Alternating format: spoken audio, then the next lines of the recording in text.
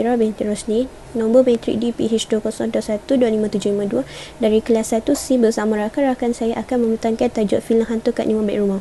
Saya akan menerangkan domain kognitif. Domain kognitif melibatkan pengetahuan dan pembangunan kemahiran intelek belum 1956. Ini termasuk mengingati atau mengenali faktor tertentu, corak prosedur dan konsep yang terkandung dalam perkembangan kebolehan intelek dan kemahiran. Terdapat 6 kategori iaitu pengetahuan, pemahaman, aplikasi, analisis, sintesis dan penilaian. Kategori ini bermula daripada tingkah laku yang paling mudah kepada yang paling kompleks. Kategori boleh dianggap sebagai darjah kesukaran digelarkan sebagai perkara yang pertama biasanya mesti dikuasai sebelumnya seterusnya boleh berlaku. Aras pertama iaitu aras pengetahuan. Hantu Kat Lima Balik Rumah mengisahkan mengenai Hussein yang pulang ke kampung halaman lepas merantau selama beberapa tahun di Singapura. Ketika pulang ke rumahnya, dia terlihat jirannya Kat Lima sedang berdiri di tepi tingkap. Hussein cuba menegur namun tegurannya tidak dibalas dan diedarkan oleh Kat Lima. Pada waktu malam, Hussein telah diganggu dan memikirkan bahawa Kat Lima merupakan hantu, lalu Hussein bergegas berjumpa dengan penduduk kampung dan menceritakannya. Selain itu, tujuan utama Hussein pulang ke kampung adalah untuk berjumpa dengan bekas tunannya iaitu Cik Nin, anak dara Pak Jabir. Akan tetapi, Cik Nin sudah meninggal dunia beberapa bulan yang lalu tanpa pengetahuan Hussein. Seterusnya, aras kefahaman. Hantu Kat Lima Balik Rumah mengenai suatu kampung yang bernama Kampung Pisang yang telah mengalami gangguan dan kekacauan selepas Hussein pulang dari Singapura.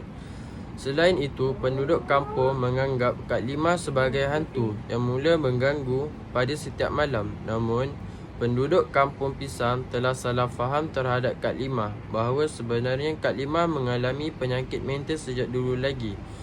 Contohnya, anak Pak Mamat menembak Kat Lima di atas bumbung rumahnya. Selepas itu, dia terjatuh di tanah. Semenjak dari situ, orang kampung mula perasan Kat Lima bukannya hantu.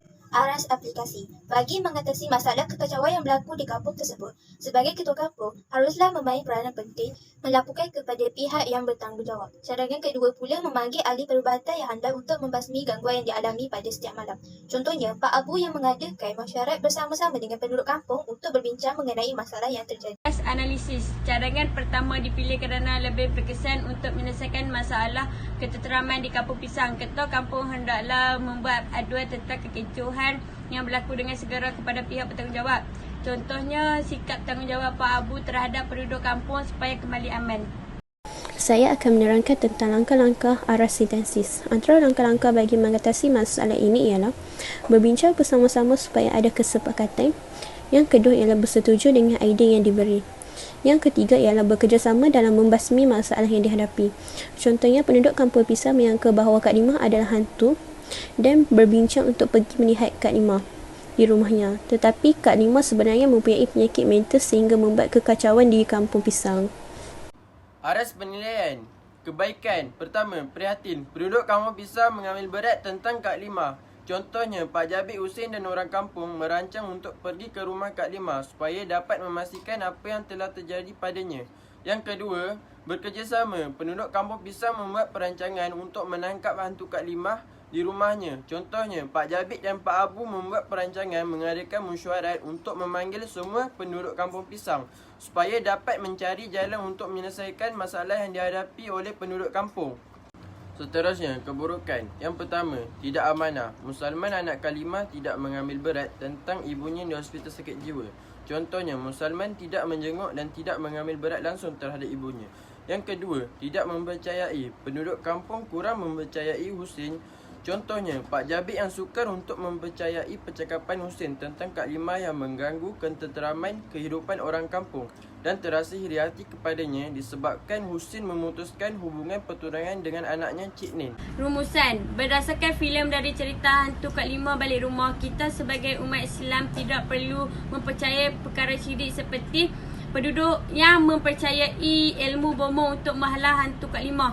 Selain itu, mempercayai ilmu syirik dapat melemahkan iman seseorang Muslim dan mudah terpensong. Menurut cerita ini juga, penduduk Kampung Pisang mempunyai sikap perhatian terhadap sama lain. Filem Hantu Kat Lima Balik Rumah tidak sesuai ditonton oleh budak berumur 12 tahun ke bawah kerana jalan cerita tidak bagus untuk mereka. Di samping itu, cerita ini dijadikan pengganjaran kepada penonton supaya mengambil berat tentang jiran tetangga dan menganggap jiran tetangga sebagai ahli keluarga sendiri. Terima kasih.